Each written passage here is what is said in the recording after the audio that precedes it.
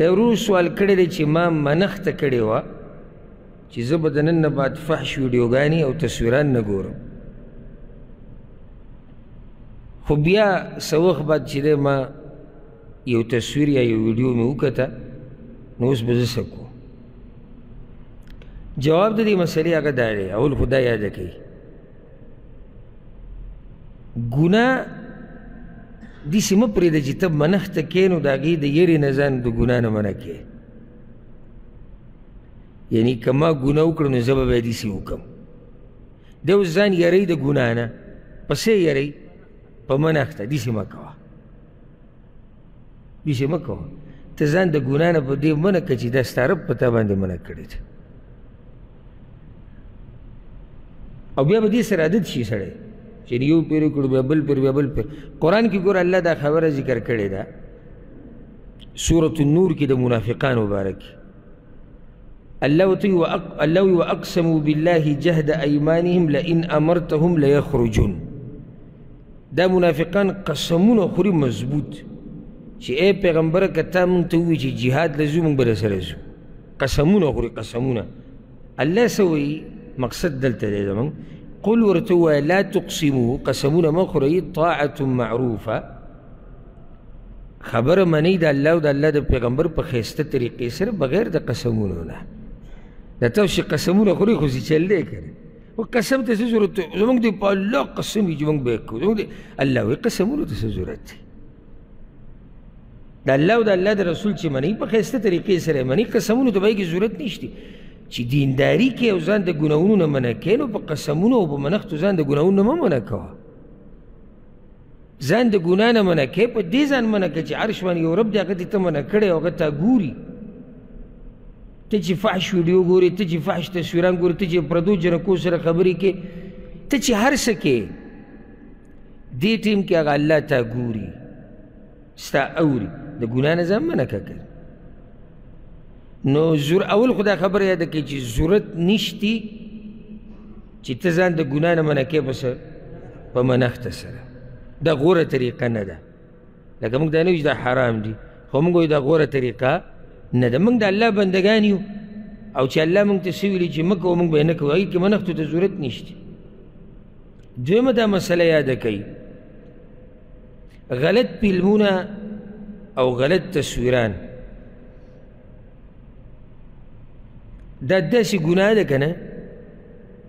چې دا نشه ده، نشه. او زمونږ خوا ته بغیر د مبالغې نه دا وایم بې شماره کسان راځي او یا راویتېږي او دا به څه کېږي او دا څنګه او دا داسې او دا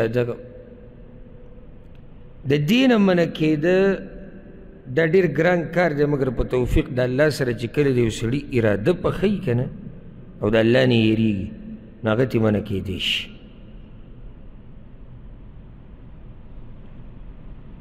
دا داسې ګناه ده. دویمه ده دا داسې ګناه ده، یو خو دا نشه ده، دویمه داسې ګناه ده چې د دې اثرات د آخرت نه مخکې په دنیا کې راښکاره کېږي. بې برکتي د ژوند، د مخ نه د نور ختمېده، بدن کې بیماریانې، مال ختمېده، او څنګه چې ته کې لکه حدیث کې راځي ګوره پیغمبر صلی الله علیه وسلم وایي ځان پاک ساتئ چې ستاسو ښځې ځانونه پاک ساتي. ته چې څه چل ول کې که نه دقې شان به په کور کې ماحول جوړ شي او داسې پسې بیا ځه. نو زه دلته په دې دلایل نه بیانوم چېرې دا کار حرام دی، خو موږ بې شماره ځایونو کې په دې باندې خبره کړې، خو دا ډېر خطرناکه ګناه ده. ګورې دا نور ګناهونه چې دي دا بیا هم سړی پرېښودی شي چې لږ کوشش وکړو. دا ګناه چې مضبوطه اراده دې نه وي که نه او د الله نه پخه یره نه وي نو د دې ګناه پرېښودل دا ډېر ګران کار دی. که چې دې نه نشه جوړه شي دته د هغه وخته پورې سکون نه میلاویږي چې څو پورې ده فحاشي نه یې کړي، څو پورې ده د پردو جنکو سره رابطې نه یې کړي، څو پورې ده د جنکو تصویران نه یې کتلي. او بله خبره ډېره اهمه، اول خپل ځان ته کوم بیا تاسو ټول نصیحتونه زما ځان ته هم دي بیا تاسو ته هم، چې الله چې د باندې کومه پرده راچولې ده که نه په دې مه دوکه کېږئ. که ستاسو دا خیال چې په ما خو الله پرده راچولې ده زما چاته څه پته لګي او د دې د لاسه طریقې په دې ګناهونو کې ورننوځو ته دوکه شوی که دا پرده د نه الله یو ورځ اوچته کړه که نه یو ورځ نو قسم مې دې په الله څوک به راسره لاس هم میلاو نه کړي شکر د الله ادا کوه چې را پرده د نه اوچته نه کړي او دا ګناهونه مه کوه موږ په دې پردې سره دوکه شوي چې یاره موږ که څوک ډېر الله والا خلک کیږو زموږ چاته پته نه لګي دا خو د الله په لاس کې ده